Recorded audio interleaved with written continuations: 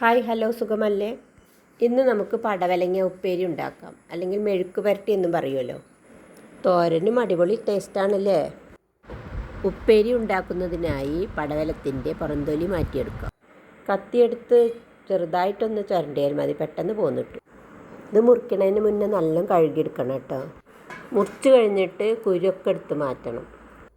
കുരുവൊക്കെ എടുത്തിട്ട് നല്ല വൃത്തിയായി കിട്ടിയിട്ടുണ്ട്. മുറിച്ച് കഴിഞ്ഞ് കഴുകാതിരിക്കാവും നല്ലത്. ഇനി ഉപ്പേരിക്ക് പറ്റിയ കഷ്ണങ്ങളായിട്ട് ചോപ്പ് ചെയ്യുക. ഇനി വറുത്തിട്ടാലോ? ചെറിയ ഉള്ളി ഉപയോഗിച്ച ഒരു പ്രത്യേക ടേസ്റ്റ് കിട്ടും. പാനിലെ ചൂടായ എണ്ണയിലേക്ക് കടുകിട്ട് പൊട്ടിച്ചെടുക്കുക. കറിവേപ്പിലയും ചുവന്ന മുളകും ഇട്ട് മൂപ്പിച്ചെടുക്കുക. ഇനി ചെറിയ ഉള്ളി ഇട്ടിട്ട് വഴറ്റുക.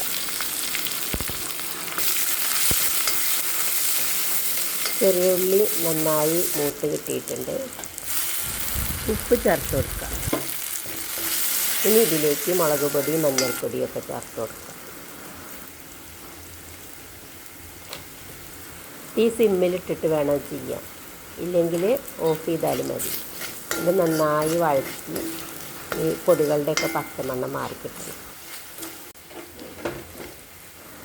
അതിന് ശേഷം പടവലങ്ങ കഷ്ണങ്ങളിട്ട് നന്നായി ഇളക്കി കൊടുക്കും.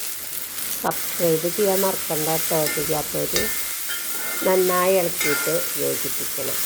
അത് കഴിഞ്ഞിട്ട് നമുക്ക് തട്ട് കൊണ്ട് അടച്ചിട്ടെടുക്കാം. ഉപ്പേരിയിൽ വെള്ളം കിനിഞ്ഞ് വരും വിചാരിച്ചിട്ട് കേട്ടോ മുറിച്ചിട്ട് കഴുകണ്ട പറഞ്ഞത്. ഇടയ്ക്കിടയ്ക്ക് തട്ട് തുറന്നിട്ട് ഇളക്കി കൊടുത്തോണ്ട്. നല്ല ടേസ്റ്റി ആയിട്ടുള്ള പടവലങ്ങ ഉപ്പേരി ഇവിടെ റെഡി ആയിട്ടോ. എല്ലാവരും ചെയ്ത് നോക്കണേ. ഒരു ഉപ്പേരിയും കൂടി ഉൾപ്പെടുത്താമെന്ന് വിചാരിക്കുന്നു. കടുകും മുളകും കറിവേപ്പിലയും ഉള്ളിയെല്ലാം വഴറ്റിയെടുത്തിട്ട് സാധാരണ പോലെ മഞ്ഞൾപ്പൊടി മുളക് പൊടിയൊക്കെ അതിലേക്കിട്ട് കൊടുത്ത് അതിൻ്റെ പച്ചമണം മാറുന്നത് വരെ മൂപ്പിച്ചെടുക്കണം. അതിനുശേഷം ഗ്രേറ്റ് ചെയ്ത് വെച്ചിരിക്കുന്ന നമ്മുടെ പപ്പായ അതിലേക്ക് ചേർക്കാം. അപ്പോൾ പപ്പായ ഉപ്പേരീൻ്റെ റെസിപ്പിയാണ് ഇപ്പോൾ കാണിച്ചത്. അതിലേക്ക് നാളികേരം ചേർത്ത് കൊടുക്കണമെന്നില്ല. ഈ തോരനായിട്ട് വെക്കണമെന്ന് അങ്ങനെ ആഗ്രഹം ഉണ്ടെങ്കിൽ നാളികേരം ചേർത്ത് വെച്ചുണ്ടാക്കാം. ഇത് രസമാണ്.